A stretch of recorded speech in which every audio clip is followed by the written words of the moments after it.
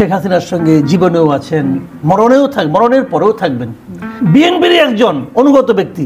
যে একটি কমিটি গঠন করা হয়েছে স্বরাষ্ট্র মন্ত্রণালয়ের জননিরাপত্তা বিভাগে, এই কমিটির প্রতিবেদন দেওয়া হবে এবং বিভিন্ন যে রাজনৈতিক মামলাগুলো রয়েছে প্রতিহিংসার কারণে সেগুলো প্রত্যাহার করা হবে। কি বলবেন, বর্তমান সময়েও কি রাজনৈতিক প্রতিহিংসার মামলা হচ্ছে? এটা আসলে কেন করা হয়েছে আমি জানি না। আসলে না, সত্যি কথা বলতে কি, এই কমিটি করা হবে শুনলেই না আমি আতঙ্কিত হই। কারণ এই 1/11-এর পরে আওয়ামী লীগ এরকম একটা কমিটি করেছিল, এই যে রাজনৈতিক প্রতিহিংসাজনক যে মামলাগুলি সেগুলো প্রত্যাহার করা হবে। দেখা গেল আওয়ামী লীগের সব মামলা প্রত্যাহার হয়ে গেছে, বিএনপির একটা প্রত্যাহার হয়নি। তো আবার আরেকটা কমিটি হচ্ছে, এইবার হয়তো কিছু প্রত্যাহার করা হবে।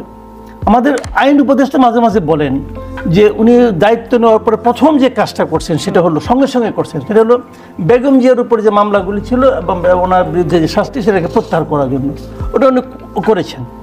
তো আমার কথা হলো কি, দেখেন আওয়ামী লীগ আমলে বিএনপির বিরুদ্ধে হাজার হাজার মামলা হয়েছে, বিএনপির নেতাকর্মীদের বিরুদ্ধে, এবং এই মামলার কারণে বিএনপির নেতাকর্মীরা মানবেতর জীবনযাপন করছে। কিন্তু মানে অনেকে আছে এরকম যে দিনের পর দিন নিজের বাড়িতে ফিরতে পারে নাই, জঙ্গলে জঙ্গলে বাস করছে, নদীর চরে যেয়ে বাস করছে, এরকম অনেক ঘটনা কিন্তু আমরা দেখেছি এই সময়।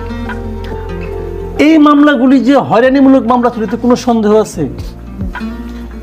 আপনার সিটি কর্পোরেশনের গাড়ি জায়ানিয়া মির্জা আলমগীর সাহেব যে ভাঙছে, আগুন দিছে, এটা কি গ্রহণযোগ্য, বিশ্বাসযোগ্য? এগুলি যে তাকে হয়রানি করার জন্য করে সবাই জানে এগুলো। আপনি আমাকে বলেন, এই প্রায় 6 মাসে এই মামলাগুলি প্রত্যাহার করার জন্য কমিটি করা লাগে? আচ্ছা, খালেদা জিয়ার মামলা যে প্রত্যাহার করছেন, কমিটি করা লাগছে? কমিটি করে প্রত্যাহার করছে না, কমিটি করতে হয়নি। এগুলি তো প্রত্যাহার করা হলো না কেন? এতদিনে নাটক করতেছে যে আমি একটা কমিটি করবো, হ্যান করবো, তেন করবো। আরে ভাই বোঝাই তো, এটা তো বুঝতে তো ভাই, এটা তো কোনো রকেট সায়েন্স তো বোঝা যায় যে কোন মামলাটা পলিটিক্যাল হয়েছে, কোন মামলাটা নন পলিটিক্যাল হয়েছে। এটা তো বোঝার কোনো অসুবিধা নাই তো। এই দায়িত্বগুলো স্বরাষ্ট্র মন্ত্রণালয়ের বিচার বিভাগে। এর আগেও 22 সেপ্টেম্বর 2024-এও দুটি কমিটি গঠন করেছিলেন জননিরাপত্তা বিভাগ, এবং তারা একটি রিপোর্ট দিয়েছে যে 2500 মামলা তারা পেয়েছেন যে রাজনৈতিক উদ্দেশ্য প্রণোদিত। যেটা করেছে এগুলি উদ্দেশ্য প্রণোদিত হিসেবে তারা প্রত্যাহার করবে, এটা ভালো খবর, আমি অস্বীকার করি না, এটা ভালো খবর। কিন্তু এগুলো আমি মনে করি এগুলো আরো আগে করা উচিত ছিল, আরো আগে করা। এটা আমি মনে করি এর মধ্যে দেরি হয়ে গেছে। তো এইগুলো ভালো কাজ ভালো, কিন্তু ভালো কাজটা আমি যে কাজটা 1 মাসের মধ্যে করতে পারতেন। এটা তো প্রথম দায়িত্ব ছিল এইটা। যাদের উপর মামলা থাকে, জীবন কোনদিন মামলা খাইছেন? খান নাই তো। কোনদিন আদালত পাড়ায় গেছেন? যান নাই তো।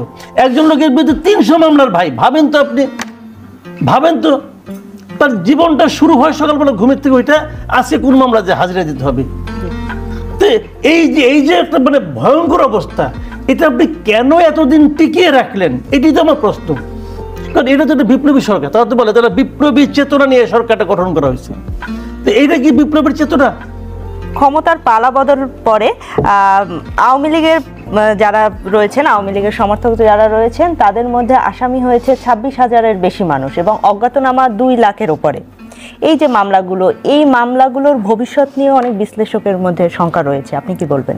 শুনেন, আমি একটা কথা বলি,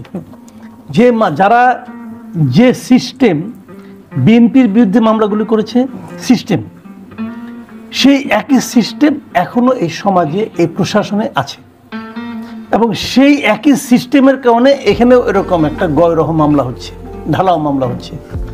আমি আপনাকে একটু বলি, আপনি একটু আগে বললেন না যে বিএনপির বিরুদ্ধে মামলা হচ্ছে 1.5 লাখ, কমিটি কতগুলি মামলাকে নির্দিষ্ট করছে 2,500, তাই না? তো বাকিগুলি কি হবে? তো বাকিগুলি নিয়ে বিএনপি আবার কিন্তু মুস্তামস্তি করবে, বিএনপি অস্বস্তি প্রকাশ করবে, বিএনপি বিরক্তি প্রকাশ করবে, একসময় বিএনপি ক্ষোভ প্রকাশ করবে। ক্ষোভটা কার বিরুদ্ধে যাবে? সরকারের বিরুদ্ধে যাবে। কিন্তু এই 2,500 কিন্তু সরকার নির্ধারণ করে নাই, এই 2,500 কিন্তু চিহ্নিত করছে কমিটি, ওই যে কমিটি, যে কমিটি লেড বাই যায় দেখেন একজন সচিব। তার মানে এই আমলাদের কাজই হলো অলওয়েজ একটা ক্যাচাল বাঁধায় রাখা, এবং এই আমলারা এখন এটাই করতেছে যে এই সরকারের সঙ্গে পলিটিক্যাল পার্টিগুলির মধ্যে এক ধরনের বিরোধ তৈরি করে দিচ্ছে। হাবিব ভাই যথার্থ বলেছেন যে 1% মামলা হবে যেগুলি জেনুইন মামলা, বাদ বাকি সব হলো গিয়া এগুলো তদন্ত করলেই তো তদন্তের ভিত্তিতে ওই জানা তদন্ত করতে গেলে তো আপনার 32 বছর লাগবে রে ভাই। তদন্ত কে করবে? এই পুলিশ করবে। পুলিশ ওই তদন্ত করবে না আপনার ডেইলি যে চুরি হয় এই তদন্ত করবে? পলিটিক্যাল মামলা ধরেন একটা জনসভায় মারামারি হয়েছে, তার জন্য সরকার মামলা করলো মনে করেন 500 অথবা 1500 লোকের বিরুদ্ধে। আপনি এটা কে তদন্ত করবে? পুলিশ করবে। কি 1500 লোককে পাবে কই? অজ্ঞাতনামা ওই মিটিং কই হয়েছে, ওই মিটিং এ কে ছিল, এটা কি ইজ ইট হিউম্যানলি পসিবল?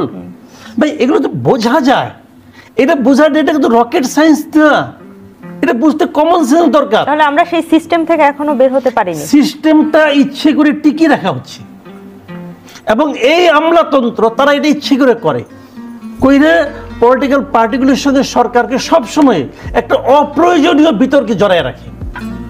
এটা দেশ ও জাতির জন্য কোনো কার্যকর কাজ, সেই একই কাজ তারা করতেছে। এখন ওই আওয়ামী লীগের বিরুদ্ধে 26,000 মামলা, কয়টা আপনার মামলা জেনুইন মামলা আপনাদের কয়টা? আপনি আমাকে বলেন, উত্তরায় মারা গেছে একটা মারামারি হয়েছে, আচ্ছা অত দূর দেওয়া দরকার নেই, আমি একটা খুব আলোচিত মামলার কথাই বলি। নিউ মার্কেটে একজন হকার মারা গেছে, ওই মামলার আসামিকে আনিসুল হক আইনমন্ত্রী এবং সালমান রহমান। ওই হকারকে কি আসলে এটা ভাই এই দেশের কোনো একটা পাবলিক বিশ্বাস করবে যে সালমান রহমান আনিসুল হক দুজনে মিলে ষড়যন্ত্র করে ওই হকারকে মারার জন্য ষড়যন্ত্র করছে? এটা কেউ বিশ্বাস করবে না। তাহলে এই মামলা আপনি করলেন কেন? করলেন আপনি এই কারণে এই দুজন নির্দেশদাতা হতে পারে। আচ্ছা ওই হকারকে পার্টিকুলারলি ওই হকারকে না হোক, ফোনে কি নির্দেশ দিতে পারে? কি বলছে যে ওখানে যে হকারকে বাবা তার মাথা লক্ষ্য করে গুলি করবা, এটা বলছে? ভাই ঘটনাটা কেমন বলি আপনাকে, ঘটনাটা হলো এই দুইজন লোককে ধরতে হবে, ধরে একটা হত্যা মামলায় ঢুকাইতে হবে। অতএব হাতের কাছে একটা পাইছে, ওই মামলাতে একজন বাদী আছে, ওই হকারের পিতা বাদী হয়েছে। সে জীবনে সালমান রহমানকে দেখে নাই তোরে ভাই। তো আমি কিন্তু সালমান রহমানকে ডিফেন্ড করছি না, আমি আপনাকে একটা এক্সাম্পল দিয়ে বলি, আপনার 1 মিনিট সময় দেন আমাকে। সিম্পল, ধরেন আমি মুরগি চুরি করছি, ঠিক আছে, আমার বিরুদ্ধে হাবিব ভাই মামলা করবো, আর হাবিব ভাই চিন্তা করতেছে মাসুদ কামালের বিরুদ্ধে মুরগি চুরি মামলা দেবো, একটু কম হয়ে গেল না? তো আমার তো এক চাস্তো ভাই মারা গেছিল আজকে থেকে 5 বছর আগে, তো ওই মামলায় মাসুদ কামাল হত্যার ষড়যন্ত্রকারী, অতএব ওর বিরুদ্ধে হত্যা মামলা দিলাম। হাবিব ভাই যত বড় নেতাই হোক না, যত বড় আইনজীবী হোক না, ওই হত্যা মামলা প্রমাণ করতে পারবে? আমি তো করিনি রে ভাই। তাহলে কি হবে? আদালতে হইচই হলো কয়েকদিন পরে আমি সসম্মানে মুক্তি পেয়ে গেলাম যে ওই হত্যা মামলায় আমি আসামি না। দেখেন আমি হত্যা মামলায় মুক্তি পেয়ে গেলাম, কিন্তু আমি যে মুরগি চুরি করছিলাম ওটাও কিন্তু মুক্তি। আমি বলবো কি আমার হত্যা মামলায় আটকাইতে পারলো না, মুরগি চুরিতে আটকে দিবে? তো আমি তো বেসিক্যালি একটা মুরগি চোর না। তো আমি যে অপরাধটা করছি, আপনি এই অপরাধের মামলাটা করেন না ভাই, তাহলে তো আমার শাস্তিটা হয়। সালমান রহমান অথবা আনিসুল হক এদের অপরাধের কোনো সীমা আছে? এদের তো হাজার হাজার অপরাধ আছে ভাই, সেই অপরাধগুলি মামলা করেন আপনি একটা আবল তাবল মামলা করছেন। কেন করছেন? এই যে এখন আমি বলি কেন করছেন, বোঝাচ্ছে যে এদেরকে বড় মামলায় আটকাইছি, কিন্তু মূল ঘটনা হলো আসলে আমি এদেরকে ছেড়ে দিতে চাই। এইটা প্রমাণের জন্য অবাস্তব একটা মামলা করে রাখছি, মামলা দেখতে বড়, কিন্তু এটা আসলে ওই যে বলে না বজ্র আটনি ফসকা গেরো, এই বজ্র আটনি দিয়ে আপনি আটকাইছেন, কিন্তু গেরোটা ফসকা, ছোট্ট একটা টান লাগবে, এই মামলা টিকবে না। তখন তারা কি বলবে? সব মিথ্যা মামলা। কিন্তু তুমি যে হাজার হাজার অপরাধ করছো, তার কোনো অপরাধের কোনো শাস্তি আছে? কারণটা হলো একটাই, ওই একই ফরম্যাট তারা এখানেও প্রয়োগ করতেছে, একই ফরম্যাটে ঘোরাবে। মির্জা ফখরুল গাড়িতে আগুন দেয় না, ময়লার গাড়িতে আগুন দেয় নাই, এটা তো প্রমাণ করার কোনো সমস্যা না তো, কিন্তু ওই যে ঘোরাবে, ওই যে উনি বলো না জাজ বলে দেখতে হবে, বুঝতে হবে, ওই দেখতে দেখতে বুঝতে 3 বছর বারান্দাতে হাঁটেন, এটি আপনার শাস্তি। তো সায়েন্স পড়ে দেখবেন যে কাজের ডেফিনিশনটা, যখন এই জিনিসটাকে আমি ঠেলতেছি, তাহলে আমি বল প্রয়োগ করলাম, বল প্রয়োগ করলে কিন্তু কাজ হল। যদি এটা স্থান পরিবর্তন করে কেবল, তাহলে এটাকে আপনি কাজ বলবেন, তার এক পর্যন্ত কিন্তু এটা কাজ না। আমি যে প্রথম বল প্রয়োগ করলাম, কিন্তু সেটা স্থান পরিবর্তন হলো না, দেখি আমি চেষ্টা করলাম, কিন্তু কাজ হচ্ছে না। এখন ওনারা চেষ্টা করছেন, কিন্তু কাজ তেমন একটা হচ্ছে না। আমি একটা এক্সাম্পল, ওনার এক্সাম্পল নিচ্ছি। উনি একটা কথা বললেন না, যে একজন ব্যবসায়ী বলেছেন যে শেখ হাসিনার সঙ্গে জীবনেও আছেন, মরণের পরেও থাকবেন। সেই ব্যবসায়ীকে প্রোটেকশন কে দিচ্ছে? বলেন কে দিচ্ছে? কে না জানে? বিএনপির একজন অনুগত ব্যক্তি, একজন একাধিক, উনি বিএনপি মিডিয়া কমিটিতে ছিলেন, এই অপরাধে তাকে মিডিয়া কমিটি থেকে সরাই দেওয়া হয়েছে। কিন্তু পেশাজীবী সংগঠনে আবার মহাসচিব আছেন, যার সভাপতি নাকি আবার জাহিদ ভাই, বিএনপির আপনার স্থায়ী কমিটির সদস্য, ওনার সঙ্গে উনি মহাসচিব আছেন এই কাদের গনি চৌধুরী। আমি নাম ধরেই বললাম ভাই, একজন বলার দরকার নাই। এখন মানে নাই, কে বললো নাই? কোথায় নাই? কোথায় নাই? পেশাজীবী সংগঠন সে নাই, এখনো মহাসচিব আছে, এখনো আছে। বিএনপি পন্থী সাংবাদিক যে সে নেতা, এখনো বিএনপির নেতা সে, এবং সে বসুন্ধরা চাকরি করতেছে, বিরাট দায়িত্ব নিয়ে পড়ছে। তার প্রধান কর্তব্য হলো বসুন্ধরাকে প্রোটেকশন দেওয়া। ঘটনা সত্য। তো এটা যে হচ্ছে না তা না।